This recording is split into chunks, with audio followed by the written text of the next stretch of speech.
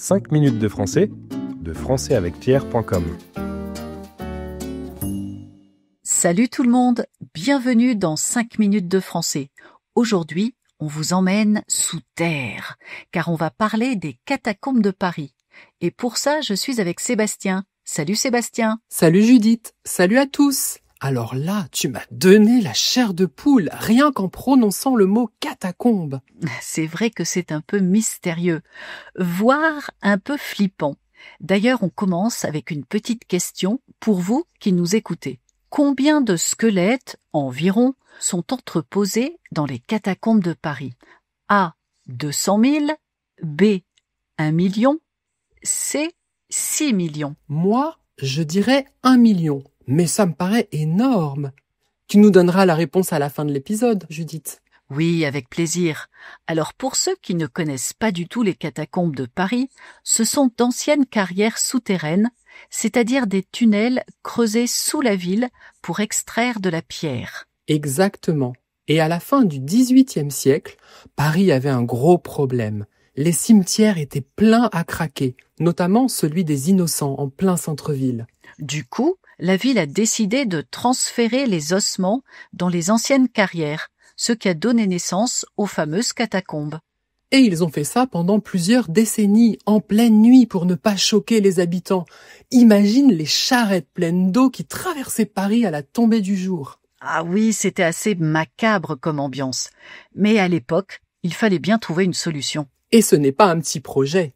Ces galeries s'étendent sur plus de 300 kilomètres sous Paris. Mais attention, seulement une petite partie est ouverte au public. Oui, il y a un circuit officiel qu'on peut parcourir avec une entrée dans le 14e arrondissement.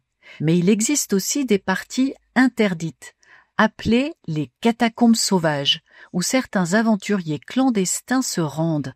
On les appelle les cataphiles et ils connaissent les tunnels comme leur poche. Ils réalisent même des cartes secrètes qui permettent de découvrir des salles décorées et parfois ils organisent des fêtes clandestines. C'est vraiment un univers à part. Mais attention, c'est illégal d'y entrer sans autorisation. Certains se font arrêter ou se perdent. Ce n'est pas un jeu, c'est un vrai monde souterrain avec ses règles, ses dangers et même ses légendes. D'ailleurs, certaines personnes racontent avoir vu des apparitions ou entendu des bruits étranges dans les galeries. Bouh! Bon, revenons au réel. La partie que l'on peut visiter aujourd'hui est un lieu très bien organisé. Les ossements sont rangés avec soin, parfois même de manière artistique. C'est impressionnant. Oui, on se retrouve littéralement entouré de crânes et de fémurs empilés en motifs avec des citations philosophiques gravées dans les murs, comme la célèbre phrase « Arrête, c'est ici l'empire de la mort ». Rien que ça. Frisson garanti. C'est une ambiance unique, à la fois solennelle, historique et un peu dérangeante. Ce n'est pas une visite comme les autres. Et c'est aussi un lieu de mémoire. On estime que les ossements appartiennent à environ... on y vient.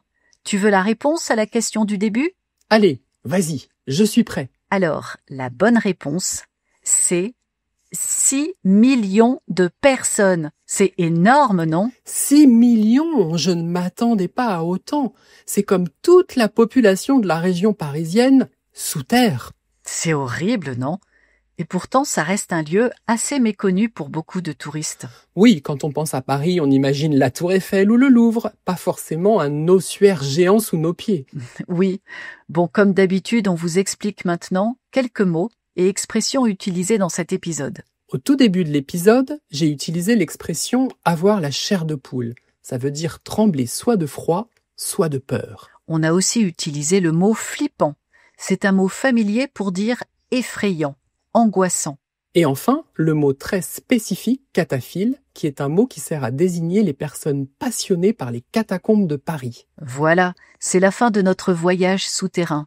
Et vous, est-ce que vous êtes déjà allé dans les catacombes de Paris? Est-ce que ça vous attire ou pas du tout? Dites-le nous dans les commentaires et n'oubliez pas de télécharger la fiche PDF avec la transcription et le vocabulaire de cet épisode. Vous la trouverez dans la description sous cette vidéo ou sur notre site françaisavecpierre.com. À très bientôt. Salut tout le monde. 5 minutes de français, de françaisavecthierre.com.